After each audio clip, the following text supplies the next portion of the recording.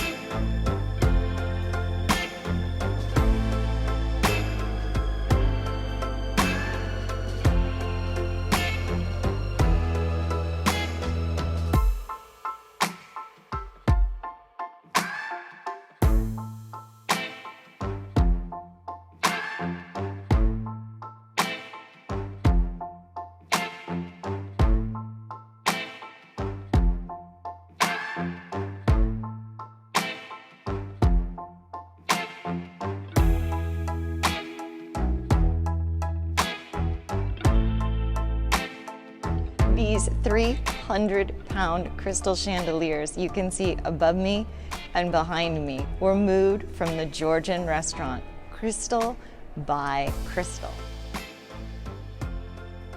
Beautiful Spanish ballroom, and you can see above me more stunning chandeliers.